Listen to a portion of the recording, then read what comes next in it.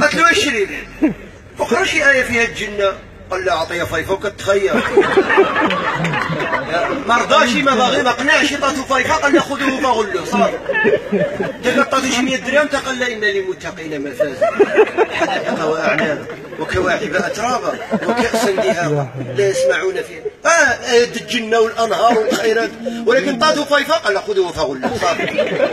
ثم الجحيم صلوا. هذو الناس المقابر. وواحد اخر عاد هذوك يعاود لي واحد السيد كيجيو يصرفوا عنده واحد قصص واقعيه. بعض الساعات كنعاود شي قصص في الفيسبوك ولا في واحد مره عاودت واحد القصه في الفيسبوك على واحد مؤذن وكذا. قلت قال لي كتب لي في الخاص.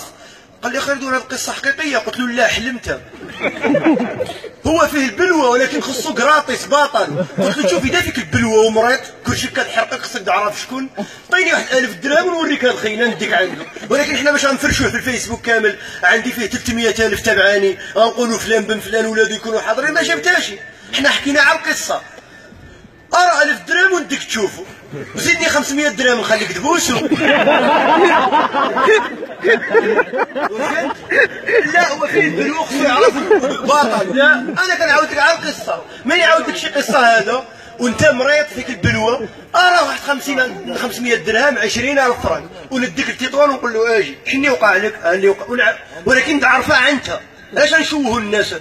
القصه كتعاود ماشي ضروري شكون. حتى ان في السنه الرسول صلى الله عليه وسلم كان كيقول كان في من كان قبلكم رجل قتل 99 نفسا.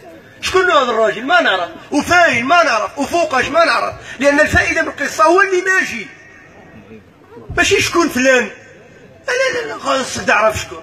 او لا حقيقيه حقيقيه ولكن ما نقولوش الاسم مولاها. هذا اللي قرا قال له خذوه فغلوه. واحد اخر عاود تيطول عنه.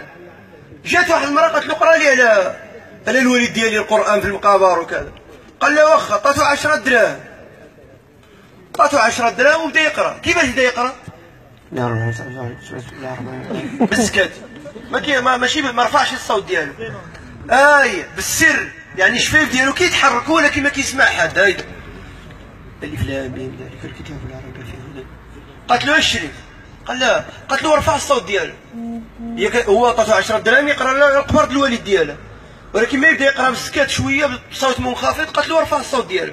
قال له هادو اللي قدامه انت تخلص عليهم غيسرقوا الويفي هادو مرواشين. يعني هي مخلصه على واحد القبر خصو يقرا بشويه لان اذا رفع الصوت ديالو القبور اخرين لاصقين ولا غيستافدوا غيبروفيتشارو كراطيس.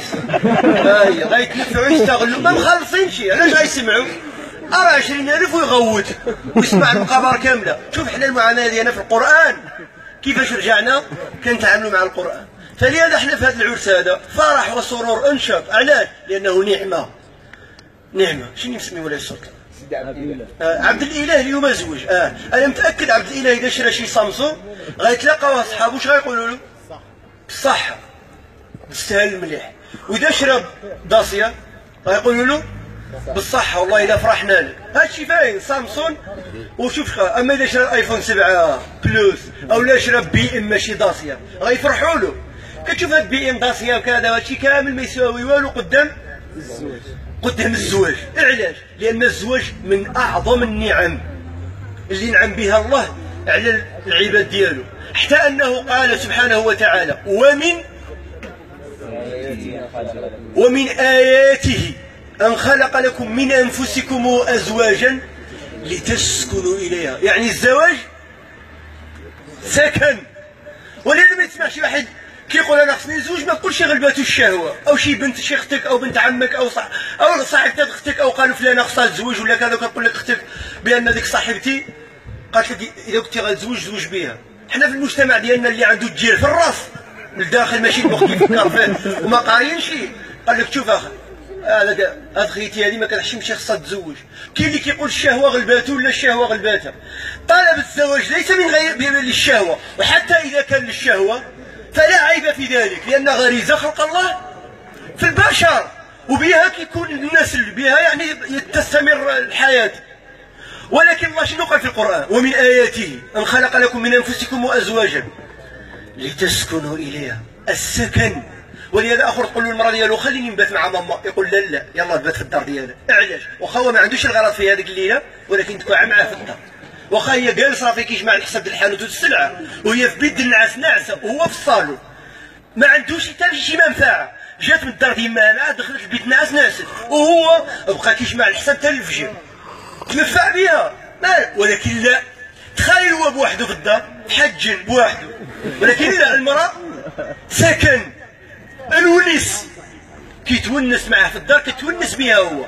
ومن آياته أن خلق لكم من أنفسكم أزواجا لتسكنوا إليها وجعل بينكم مودة ورحمة. ولهذا الزواج سكن. ما تقوليش الشهوة، الشهوة شحال غدير لك دلوقتي؟ 24 ساعة في النهار شحال غدير لك؟ ساعة، بزاف ساعات المكان. ايوا 23 شحال ثقيل؟ هي هذيك 23 سكن. ومن آياته نعمة. فلهذا اللي جاي يفرح اليوم مع مولاي السلطان خصو يخلي كل شيء، خلي شغل وكذا وجيتي تفرح معاه. عرضك خاك عبد الاله خليك مرحبا بك عندي تفرح معاه. ولهذا بعض الساعات كنحضر شي اعراس، وحضرت واحد المره واحد زعما ملتزم باللحيه جالس بغارطي، انا كنهضر في العرس الناس فرحانين وهو مخزز وانا نكلاشيه ديريكت.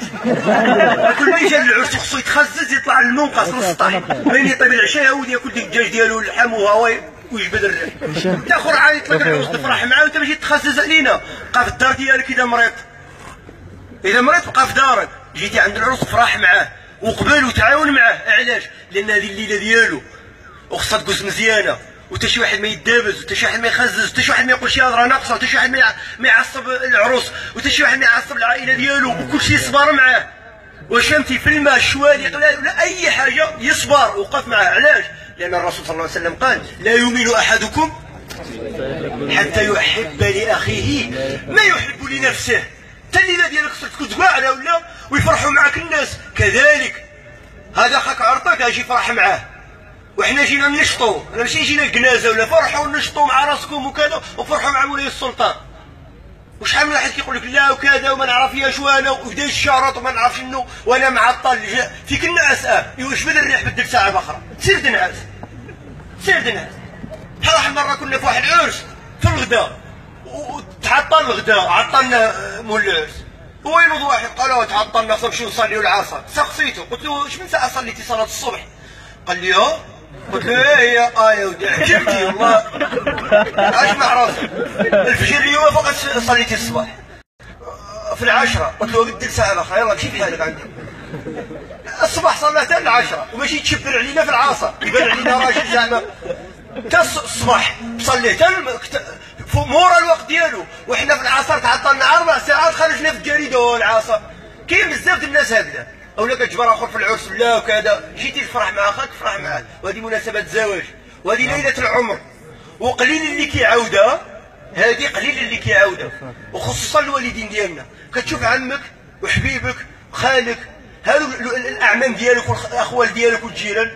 العائله ديالنا كاملين ما كانوش كيطلقوا. الطلاق رجع دابا